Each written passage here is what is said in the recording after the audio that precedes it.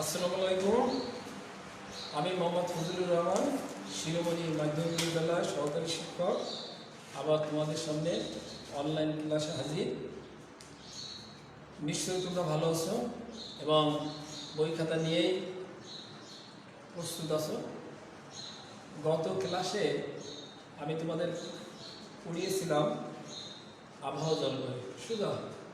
আজকেও আমি তোমাদের আরেকটা সহজ পাঠ নিব, কোনো কঠিন না। এখন আজকের পাঠ হলো বাংলাদেশের বৃষ্টিপাত। গতদিন আবহাওয়া জলবায়ুতে বৃষ্টিপাতের সংজ্ঞা বলা হয়েছিল, যে বৃষ্টিপাত, বায়ু প্রবাহ, হিমবাহ, তুষারপাত, এইগুলো নিয়ে আবহাওয়া। তাহলে তারই একটা অংশ আজকে পড়ব বৃষ্টিপাত। তা বৃষ্টিপাত হলো জলীয় বাষ্পপূর্ণ বায়ু ঊর্ধ্ব আকাশে ভাসতে থাকে। ঊর্ধ্ব আকাশে ভাসতে ভাসতে শীতল ও ঘনীভূত হয়ে আস্তে আস্তে এটা ভারী হয়। এই বাতাসে, শীতল বাতাসে অসংখ্য পানিকণা এবং বরফ কণা থাকে, এরাও ভাসতে থাকে পানিকণা। এই পানিকণা এবং বরফ কণা আরও ঘনীভূত হয়ে আরও কাছে আস্তে আস্তে জমাট বেঁধে বা ভারী হয়ে আরও শীতল হতে থাকে। শীতল হয়ে ভূপৃষ্ঠের টানে ফুটা ফুটা বা বিন্দু রূপে ভূপৃষ্ঠে পতিত হয়। একে বৃষ্টিপাত বলা হয়। তাহলে বৃষ্টিপাত হলো যে পানিকণা, বরফ কণা ঊর্ধ্ব আকাশে যে শীতল হয়ে আরও ভারী হয় এবং এটা একসঙ্গে মিলিত হয়ে আরও বড় আকার ধারণ করে, তখন বিন্দু বিন্দু রূপে বা ফুটা ফুটা রূপে পৃথিবীর টানে আকর্ষণে ভূপৃষ্ঠে পতিত হয়। একে বৃষ্টিপাত বলে। তাহলে বৃষ্টিপাতের সংজ্ঞা তোমরা সবাই বুঝতে পারছো, যে জলীয় পূর্ণ বায়ু ঊর্ধ্ব আকাশে উঠতে থাকে। ঊর্ধ্ব আকাশে উঠে এটা আস্তে আস্তে শীতল বায়ুর সংস্পর্শে ঠান্ডা হয়। এতে আমাদের প্রচুর পরিমাণে পানিকণা, বরফকণা থাকে। এই পানিকণা এবং বরফকণা আকাশে আরও ভারী হতে থাকে। ভারী হয়ে পৃথিবীর টানে ফুটা ফুটা বা বিন্দু বিন্দু রূপে পৃথিবীতে পড়তে থাকে, তাকে বৃষ্টিপাত। এইবার বৃষ্টিপাতের প্রকারভেদ। বৃষ্টিপাতের প্রকারভেদ। বৃষ্টিপাত আমরা সাধারণত 4 প্রকার করে থাকি: পরিচলন বৃষ্টিপাত, শৈলক্ষেপ বৃষ্টিপাত, ঘূর্ণি বৃষ্টিপাত আর সংঘর্ষ বৃষ্টিপাত। তা আমি বৃষ্টিপাতের চিত্র তোমাদের বইও আছে, তোমরা বই দেখো, ছবি আঁকানোর অভ্যাস করবে, প্র্যাকটিস করবে, সুন্দর করে ছবি আঁকাবে। আমিও এঁকে এনেছি, এঁকে এনে এই তোমাদের সামনে ঝুলিয়ে দিয়েছি বই, তোমাদের সামনে ঝুলিয়ে দিয়েছি।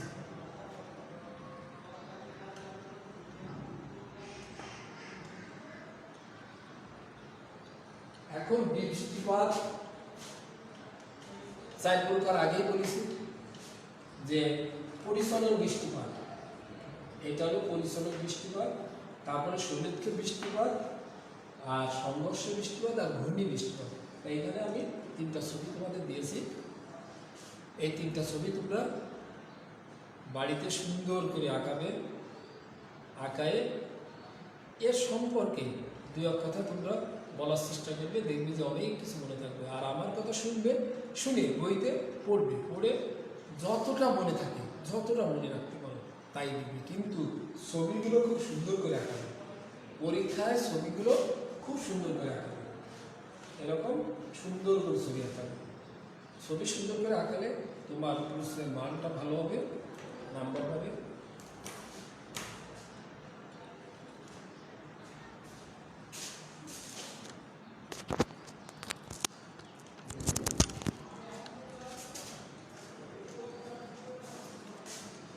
প্রিয় শিক্ষার্থীবৃন্দ, আবার তোমাদেরকে আমি সংজ্ঞাগুলো বলি। পরিচলন বৃষ্টিপাত কি এটা আবার বলি। বায়ু মণ্ডলে জলীয় বাষ্পপূর্ণ বায়ু ঊর্ধ্ব আকাশে উঠতে থাকে। ঊর্ধ্ব আকাশে উঠতে উঠতে ভারী ও শীতল হতে থাকে, ভারী ও শীতল হয়ে এটা ঘনীভূত হতে থাকে। এই জলীয় বাষ্পপূর্ণ বায়ুতে অসংখ্য পানিকণা, বরফকণা ভাসতে থাকে। এরা আরও উপরের স্তরে উঠে শীতল হয়ে আরও ঘনীভূত হতে থাকে। তখন ভূপৃষ্ঠের আকর্ষণে বা ভূপৃষ্ঠের টানে বিন্দু বিন্দু রূপে বা ফুটা ফুটা রূপে ভূপৃষ্ঠে পতিত হয়। একে বৃষ্টিপাত বলা হয়। বৃষ্টিপাত চার প্রকার, তোমাদের আগেই বললাম। একটা হলো পরিচালন বৃষ্টিপাত, শৈলক্ষে বৃষ্টিপাত, সংঘর্ষ বৃষ্টিপাত আর ঘূর্ণি বৃষ্টিপাত। তাই এই ছবিগুলো সুন্দর করে আঁকবে, আঁকানোর পরে ভালো করে রিডিং পড়বে এবং আমার কথাগুলো মন দিয়ে শুনবে। এবার পরিচালন বৃষ্টিপাত। পরিচলন, যে এই ভূপৃষ্ঠে উপরিভাগে যে পানি কণা বা সমুদ্রের পানি বা পুকুরের পানি বা সাগর মহাসাগরের পানি সূর্যের তাপ পেয়ে উত্তপ্ত হয়। এই উত্তপ্ত হয়ে উপরের দিকে উঠতে থাকে। কারণ যে কোনো জিনিস তাপ পেয়ে যদি উত্তপ্ত হয় তখন সে বাতাস থেকে হালকা হয়ে যায়। যতটা ভারী থাকে তার থেকে অনেক অনেক হালকা হয়ে যায়। হালকা হয়ে যাওয়ার পরে এটা উপরের দিকে উঠতে থাকে। তাহলে এটা যখন উপরের দিকে উঠতে থাকে তখন কি করে, এটা উপরের যে স্তর আছে সেই স্তরে বাতাসে, ঠান্ডা বাতাসে সংস্পর্শে যায় এবং যে ঘনীভূত হতে থাকে। ঘনীভূত হয়ে পৃথিবীর টানে আস্তে আস্তে আরও ঘনীভূত হতে থাকে। ঘনীভূত হয়ে এই জলীয় বাষ্পপূর্ণ বায়ু আকাশে মেঘের সৃষ্টি করে। এই মেঘগুলো একত্রে আরও ঘনীভূত হতে থাকে। ঘনীভূত হয়ে যখন এর আকার পানির কণা আরও ভারী হতে থাকে বা বরফ কণা, তখন এটা কালো আকার ধারণ করে এবং আস্তে আস্তে পানি ফুটা রূপে ভূপৃষ্ঠে পতিত হয়। এই ধরনের বৃষ্টিকে আমরা পরিচালন বৃষ্টিপাত বলি। তাহলে পরিচালন বৃষ্টিপাত হলো স্বাভাবিক যে বৃষ্টিটা আমরা দেখতে পাই, যে সময়ে সমুদ্রে উত্তপ্ত হয়ে সমুদ্রের পানি, নদীর পানি, বিলের পানি, খালের পানি, সাগর মহাসাগরের পানি উত্তপ্ত হয়ে উপরে উঠে যায়। এর মাধ্যমে ঠান্ডা ঘনীভূত হয়ে যে বৃষ্টিপাত ঘটায় সেইটা হলো পরিচালন বৃষ্টিপাত। এরপরে আমরা শৈলক্ষেপ বৃষ্টিপাত। শৈলক্ষেপ, তাহলে শৈলক্ষেপ বৃষ্টিপাত কি হবে? আমাদের এই জলীয় বাষ্পপূর্ণ বায়ু সূর্যের তাপে পানি থেকে উপরে উঠে যায়। এটা বায়ুর প্রবাহে, বায়ু দ্বারা এক স্থান থেকে অন্য স্থানে নিয়ে যায়। বায়ু এক স্থান, কারণ বায়ু থেকে এটা হালকা, তাহলে বায়ু প্রবাহের ফলে এটা এক স্থান থেকে অন্য স্থানে চলে যেতে পারে। তাহলে বায়ু একে এক স্থান থেকে অন্য জায়গায় নিতে পারে। নিয়ে যাওয়ার পরে কোনো এলাকায় পাহাড় পর্বত, অনেক উঁচু পাহাড় পর্বত আছে। এই পাহাড় পর্বতের সংখ্যাও আমি গতদিন তোমাদের বলছিলাম, যে তোমাদের নিশ্চয়ই মনে আছে যে পর্বত হলো অনেক উঁচু, পাহাড় হলো ওর থেকে একটু নিচু, আর টিলা হলো আরও নিচু, মালভূমি আরও নিচু, সমভূমি আরও নিচু। তাহলে আমাদের পর্বতে বা পাহাড়ে এটা বাধা পায়। তা পর্বতের গায়ে যখন এটা বাধা পায়, ধাক্কা লাগে, তখন বায়ু প্রবাহ কী করে, একে উপরের দিকে নিয়ে যায়, উপরের দিকে। তা উপরের দিকে নিয়ে যাওয়ার ফলে উপরে যখন উঠতে থাকে তখন ওই ঠান্ডা বায়ুর সংস্পর্শে এটা আরও ঘনীভূত হতে থাকে, আরও ভারী হতে থাকে। ভারী হয়ে পর্বতের প্রতিবাদ অঞ্চল, মানে ওর সামনে পর্বতের যে পাশে বাধার কাছে, প্রতিবাদ মনে রাখবা, প্রতিবাদ অঞ্চলটা কি, পর্বতের আবার যে পাশে বাধা পাচ্ছে ওই পাশের উপরে ঠিক সোজাসুজি উপরে উঠে যায়। এই প্রতিবাদ অঞ্চলে প্রচুর পরিমাণে বৃষ্টিপাত ঘটায়, কারণ ওইটা তো উপরে উঠে যাবে। পাহাড় পর্বত অতিক্রমণ করে তো আর চলে যেতে পারবে না, ওইটা অতিক্রমণ করে চলে যাওয়ার আগে ঠান্ডা বায়ুর সংস্পর্শে সে কী করবে, ওইখানে ঘনীভূত হয়ে বৃষ্টিপাত ঘটায়। এই ধরনের বৃষ্টিকে শৈলক্ষেপ বৃষ্টিপাত বলে। তাহলে এইটা হলো পর্বতের প্রতিপাদ এলাকায় এটা সংগঠিত হয়। আর এর বিপরীত পাশে কোনো বৃষ্টিপাত ঘটে না, কারণ সেখানে তো আবহাওয়া শুষ্ক থাকে। কারণ এই জলীয় বায়ু পাহাড় অতিক্রমণ করে তার বিপরীত পাশে যেতে পারেনি, এটাকে বলে প্রতিবাদ বাদ বা বৃষ্টির ছায়া অঞ্চল, হ্যাঁ বৃষ্টির ছায়া বলতে পারি আমরা একে। তাহলে এখানে কি হবে, আমাদের শৈলক্ষের বৃষ্টিপাত, এই ধরনের বৃষ্টিপাতকে শৈলক্ষের বৃষ্টিপাত বলে। এই যে বৃষ্টির ছায়া অঞ্চল, বৃষ্টির ছায়া অঞ্চল, এখানে বৃষ্টিপাত হবে না। তাহলে বৃষ্টিপাত হবে এইখানে, আবার এখানে পর্বতে বাধা পেয়েছে, এই উপরে উঠে গেছে, উঠে এখানে ভারী হয়েছে, আরো ভারী হয়েছে, আরো জলীয় বাষ্পপূর্ণ এসে ঘনীভূত হয়েছে, এইখান থেকে বৃষ্টিপাত ধরাইছে। এই ধরনের এই পাশে বৃষ্টিপাত হবে, আর এই পাশে কোনো বৃষ্টিপাত নেই, এখানে কোনো বৃষ্টিপাত নাই। এইটা হবে শৈলক্ষের বৃষ্টিপাত। এরপর হলো সংঘর্ষ বৃষ্টিপাত। তাহলে সংঘর্ষ বৃষ্টিপাত কি, যে আমরা জানি উষ্ণ বায়ু এবং শীতল বায়ু, দুই ধরনের বায়ু আছে। যে বায়ুতে জলীয় বাষ্প বেশি থাকে সেটা শীতল বায়ু, আর যে বায়ুতে জলীয় বাষ্প কম থাকে এটা হলো উষ্ণ বায়ু। তাহলে উষ্ণ বায়ু এবং শীতল বায়ু এটা প্রবাহিত আছে, প্রবাহিত হয়ে এদের ভিতরে একটা সংঘর্ষ হয় মুখোমুখি। উষ্ণ বায়ু এদিকে যাচ্ছে, শীতল বায়ু এদিকে আসছে, একজনের সাথে আরেকজনের ধাক্কা লাগছে, সংঘর্ষ লাগছে। সংঘর্ষ লাগার ফলে উষ্ণ যে সে কি করে, তার বায়ুর তাপ শীতলের ভিতরে চলে যায়, ও আর অত উষ্ণ থাকতে পারে না। কারণ গরম একটা জিনিস, সে যদি ঠান্ডার কাছে আসে তাহলে গরম আর থাকতে পারে না, ওই ঠান্ডার ভিতরে সে তার গরম চলে যায় ঠান্ডার ভিতরে। তাহলে এই উষ্ণ বায়ু এবং শীতল বায়ু যখন প্রবাহিত হয়, তখন উষ্ণ বায়ু এবং শীতল বায়ুর সংঘর্ষে উষ্ণ বায়ু তার তাপমাত্রা হারায়, আর শীতল বায়ু ওই তাপমাত্রা ওর থেকে হারিয়ে ওরা আরো ঘনীভূত হয়, আরো ভারী হয়, আরো ঘনীভূত এবং ভারী হয়ে তখন আর বায়ুমণ্ডলে তারা আর ধরে রাখতে পারে না, ওদের বায়ুমণ্ডলে ভাসতে পারে না, ধরে রাখতে পারে না। তখন এই পৃথিবীর আকর্ষণে বা পৃথিবীর টানে ওইখান থেকে বৃষ্টিপাত শুরু হয়ে যায়। এই ধরনের বৃষ্টিকে সংঘর্ষ বৃষ্টি বলে, সংঘর্ষ। তাহলে আমাদের এই যে শুষ্ক শীতল বায়ু, আমি উষ্ণ বলেছি, উষ্ণ মানে শুষ্ক বলা যাবে, আর শীতল বায়ু এটা প্রবাহিত আছে, প্রবাহিত হয়ে উষ্ণ আর্দ্র বায়ু এটা উপরের দিকে চলে যাচ্ছে, এদের ভিতরে একটা সংঘর্ষ আছে, এলো ভূপৃষ্ঠ, সংঘর্ষ হওয়ার পরে ভারী শীতল হয়ে এই ভূপৃষ্ঠে চলে আসছে, এই যে ভূপৃষ্ঠ, এইখানে বৃষ্টিপাত ঘটাচ্ছে। এই ধরনের বৃষ্টিকে আমরা বলি সংঘর্ষ বৃষ্টি, এই ধরনের বৃষ্টিকে আমরা সংঘর্ষ বৃষ্টি বলি। তাহলে তোমরা সংঘর্ষ বৃষ্টি চিনতে পারলে, বুঝতে পারলে। এইবার ঘূর্ণি বৃষ্টি, আর এক প্রকার আছে ঘূর্ণি বৃষ্টি। ঘূর্ণি বৃষ্টি কি করে হবে, যে বায়ু মণ্ডলে এই জলীয় বাষ্পপূর্ণ বায়ু বিভিন্ন ঘূর্ণি অঞ্চল আছে, যেখানে বায়ুগুলো ফ্লেরের সূত্র অনুসারে ঘুরতে থাকে, বা আমাদের সমুদ্রে বা সাগর মহাসাগরে এই বায়ুগুলো যখন সূর্যের তাপ পেয়ে উপর দিকে ওঠে তখন ঘুরে ঘুরে উপরে উঠে যায়। তাই এইটা ঘুরে ঘুরে উপরে উঠে বায়ুমণ্ডলে চলে আসে। তা যে সমস্ত অঞ্চল ঘূর্ণি অঞ্চল, সবসময় বায়ু প্রবাহ একদিক থেকে অন্য দিকে যায় বা অন্য দিক থেকে আরেক দিকে আসে, এই ঘূর্ণি অঞ্চলে যখন বায়ু শীতল বায়ু পৌঁছায় বা জলীয়পূর্ণ বায়ু পৌঁছায়, তখন আমাদের বায়ুটা ভারী বা শীতল হয়। বায়ু ভারী এবং শীতল হয়ে জলীয় বাষ্পপূর্ণ অনেকগুলো মেঘের সৃষ্টি করে।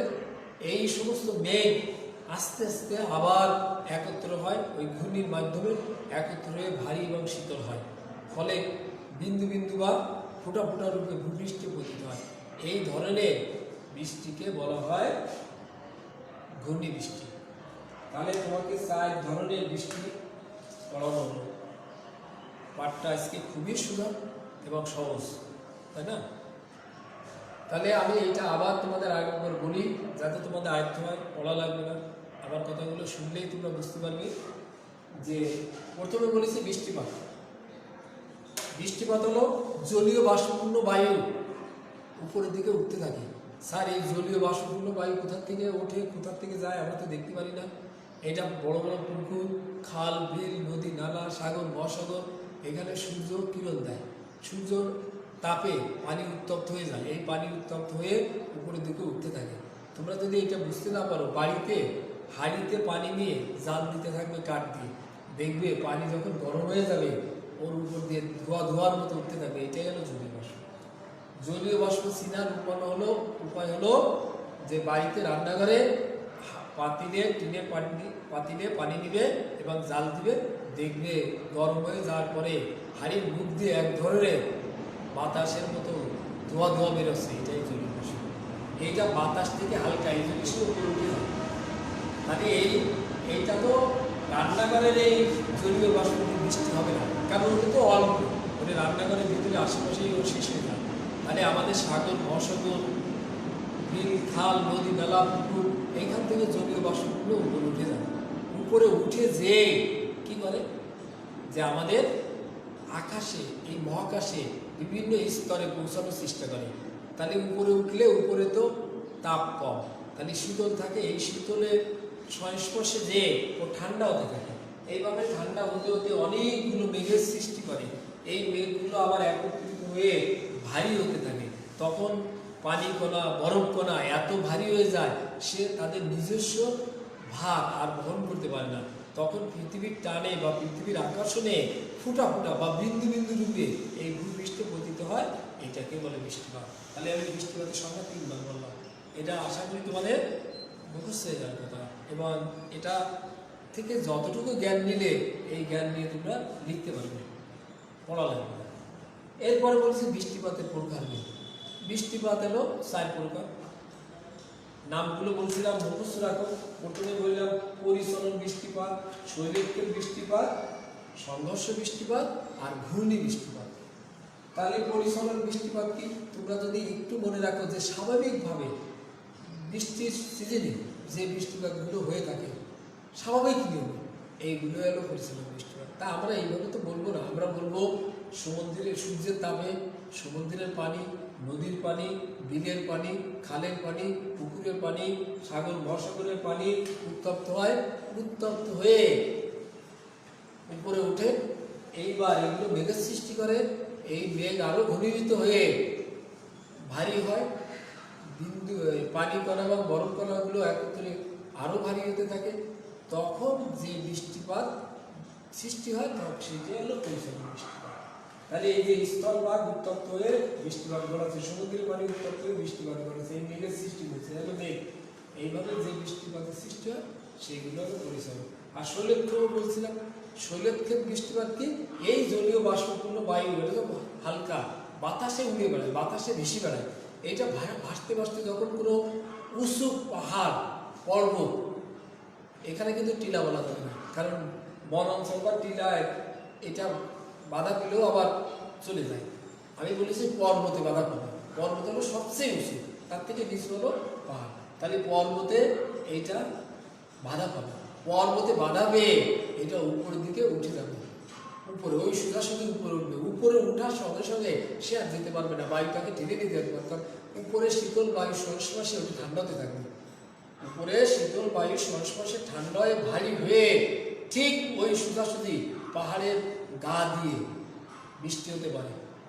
এইটাকে বলে প্রতিপাদ, হ্যাঁ, ঢাল বা বৃষ্টিপাত ঘটায় প্রতিপাদ স্থানে। তাহলে এই যে ঢালের সংখ্যা আমি গতদিন বলিলাম, তোমরা মনে রাখতে পারবা কিনা জানি না, বোঝানো দিলাম যে খাড়া যেটা থাকে এইটাই ঢাল বলে। যে আমরা উঁচুতে উঠতে পারবো না পর্বতে বা পাহাড়ে, ওই খাড়া ঢালটাই হলো ঢাল।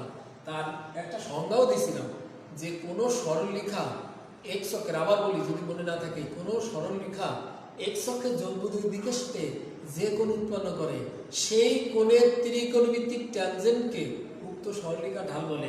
তা ট্যানজেন্টকে আমরা সংক্ষেপে ট্যান বলি, আর ঢালকে এম দ্বারা প্রকাশ করা হয়। তাহলে ট্যান থিটা সমান এম, ঢাল ট্যান থিটা সমান এম। তা তোমরা যেহেতু তোমাদের সাধারণ গণিতে ট্যান শব্দ আছে, ত্রিকোণমিতি আছে, থিটা আছে, এম আছে, সেজন্য এই সংখ্যাটা আবার বললাম যে কোনো সরলরেখা এক্স অক্ষের যোগবোধক দিকে সহিত যে কোণ উৎপন্ন করে সেই কোণের ত্রিকোণমিতিক ট্যানজেন্টকে উক্ত সরলরেখা ঢাল বলে। আর ট্যানজেন্টকে সংক্ষেপে ট্যান বলা হয়, ট্যান টিএন। আর কোণটাকে, অ্যাঙ্গেলটা হলো থিটা, আর এইটাকে এম দ্বারা প্রকাশ করা হয়, ঢালটাকে এম দ্বারা প্রকাশ করা হয়। তাহলে আমাদের এই ঢালে বৃষ্টিপাত করায়, কিন্তু তার বিপরীত ঢালে কোনো বৃষ্টিপাত করে না। এটা হলো বৃষ্টির ছায় অঞ্চল, একে বলে বৃষ্টির ছায়। ওখানে কোনো শুষ্ক থাকবে, ওখানে বৃষ্টিপাত হবে না। তারপরে বলছিলাম সংঘর্ষ বৃষ্টি। সংঘর্ষ বৃষ্টি হলো যে দুইটা বায়ু সংঘর্ষ, অর্থ কি? সংঘর্ষ হবে, একজনের সাথে আরেকজন লেগে যাবে। তাহলে উষ্ণ বায়ু এবং শীতল বায়ু যখন প্রবাহিত হয়, এই জলীয় বাষ্পপূর্ণ উষ্ণ এবং শীতল বায়ু, তখন একজনের সাথে আরেকজনের সংঘর্ষ হয়। ফলে কি হয়? উষ্ণ বায়ু, জলীয় বাষ্পপূর্ণ বায়ু তার তাপ হারায় এবং ভারী হতে থাকে এবং ঠান্ডা হতে থাকে। শীতল বায়ু সংস্পর্শে তখন আরও ভারী হয়, আরও ভারী হয়ে ওই অঞ্চলে যেখানে সংঘর্ষ ঘটবে বা সংঘর্ষ হয়, ওই এলাকায় ওই অঞ্চলে বৃষ্টিপাত ঘটায়। ওই অঞ্চলে বৃষ্টিপাত ঘটায় বলে এর নাম সংঘর্ষ বৃষ্টি। তাহলে আমাদের শুষ্ক বা শীতল বায়ু সংঘর্ষের মাধ্যমে ভূপৃষ্ঠে বৃষ্টিপাত ঘটায়, একে আমরা সংঘর্ষ বৃষ্টিপাত বলি। তাই মনে রাখার একটা উপায় হলো যে আমরা সংঘর্ষ কথাটা লিখে রাখবো, মনে রাখবো যে সংঘর্ষ অর্থ হলে একজনের সাথে আরেকজনের ঘর্ষণ লাগবে, আঘাত লাগবে বা ধাক্কা লাগবে। এইগুলো দিয়ে আমরা এটা মনে রাখবো। দুই এক কথা আমরা বলতে পারবো যে এখানে একটু মনে রাখতে হবে কি, দুই ধরনের জলীয় বাষ্প, একটা হলো শুষ্ক বা উষ্ণ আর একটা হলো শীতল। এই দুই ধরনের জলীয় বাষ্পপূর্ণ বায়ুর ভিতরে ধাক্কা লাগে, ঘর্ষণ হবে। ঘর্ষণ হওয়ার ফলে যে বৃষ্টিপাত ঘটায় তাকে আমরা সংঘর্ষ বৃষ্টিপাত বলি। আর একটা ছবি এখানে নেই, সেটা হলো ঘূর্ণি বৃষ্টি। তাহলে ঘূর্ণি বৃষ্টি হলো ঘূর্ণি অঞ্চলে, যে এলাকায় ঘূর্ণি বায়ু প্রবাহিত হয়, সেই ঘূর্ণি অঞ্চলে যখন জলীয় বাষ্পপূর্ণ আসে, আসার পরে ও ঘুরতে থাকে, ওই ঘূর্ণি বায়ু প্রবাহের ফলে ও ঘুরতে থাকে।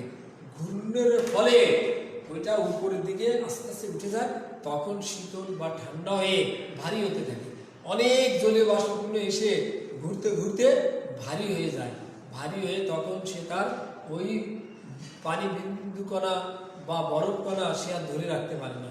ধরে না রাখতে পেরে ওই ঘূর্ণি অঞ্চলে বৃষ্টিপাত ঘটায়, শীতল হয়ে ভারী হয়ে ভূপৃষ্ঠে বৃষ্টিপাত ঘটায়। এই ধরনের বৃষ্টিপাতকে ঘূর্ণি বৃষ্টিপাত বলে। তাহলে ঘূর্ণি কথাটা মনে রাখবা যে সব এলাকা কিন্তু ঘূর্ণি বায়ু প্রবাহ অঞ্চলে না। তাহলে যে সমস্ত এলাকা, যে সমস্ত অঞ্চল ঘূর্ণি বায়ু প্রবাহিত হয়, ঘূর্ণি বায়ু প্রবাহিত হয়, সেই অঞ্চল বা সেই এলাকায় যখন জলীয় বাষ্পপূর্ণ পৌঁছায়, তখন ওইটাও ওই বায়ু প্রবাহের সাথে ঘুরতে থাকে, ঘুরতে ঘুরতে ও ঠান্ডা হয়ে যায়, ভারী হয়ে যায়, তখন সে বৃষ্টিপাত ঘটায়। এই ধরনের বৃষ্টিকে ঘূর্ণি বৃষ্টিপাত করে। তাহলে আমি এই একই জিনিস তোমাদের দুইবার বলে দিলাম যাতে তোমাদের মনে হয়, কারণ লেকচারটা কম, আজকের কম, তোমাদের বাড়িতে যাতে পড়া না লাগে সেজন্য আমি এইটা আবার বললাম। তাহলে তোমাদের এই মনে রাখা লাগবে কি কি, যে বৃষ্টিপাতের সংজ্ঞাটা মনে রাখা লাগবে, ওইটা তো তোমার নিজে লিখতে হবে। আর এই সংজ্ঞাটা খুব একটা কঠিন না, শুধু জলীয় বাষ্পপূর্ণ বায়ু কথাটা মনে রাখবা, ঊর্ধ্ব আকাশে ওঠে, উপরে গেলে ঠান্ডা হয়ে যায়, পৃথিবীর টানে চলে আসে, এই কথাটা বলবা। এরপরে বৃষ্টিপাতের প্রকার ভেদ, এই চারটা নাম মনে রাখবা, কঠিনভাবে মনে রাখবা, মনে রাখতেই হবে, মনে হবে না কোনো চারটা। এরপরে এদের অর্থ অনুসারে পরিচালনা, বৃষ্টিটা স্বাভাবিকভাবে বৃষ্টি হলে এই কথা দিয়ে লিখে নিবা, শৈলক্ষেপে পাহাড় পর্বত এখানে আসবে, এই কথাটা মনে রাখবা যে শৈলক্ষেপ বৃষ্টিতে অবশ্যই অবশ্যই কি থাকবে, পর্বত থাকবে, পাহাড় থাকবে। তা পর্বতের কথাই বেশি লিখবা, পাহাড়ে একবার লিখবা, পর্বত উঁচু বেশি, পর্বতের কথা উল্লেখ করবে।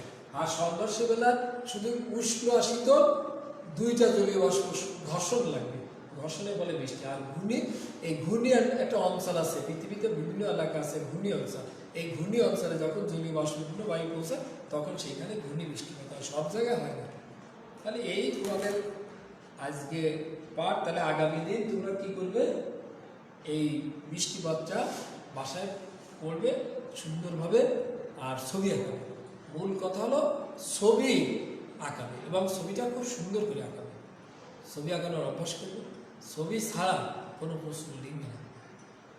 সবাই বুঝতে পারছো নিশ্চয়ই আমি এই ছবির প্রতি কেন গুরুত্ব দিলাম, কারণ ছবি আঁকানোর অভ্যাস করতে হবে। হ্যাঁ, ছবি ছাড়া কোনো প্রশ্ন লিখলে ওই প্রশ্নের মান কিছুটা খুঁজে যায়, আর লিখলে ছবি দিয়ে লিখলে প্রশ্নের মান অনেক বেড়ে যায়। তাহলে সবাই ভালো থাকবে করোনার সময়। আগামী ক্লাসে আবার দেখা হবে। আল্লাহ হাফিজ।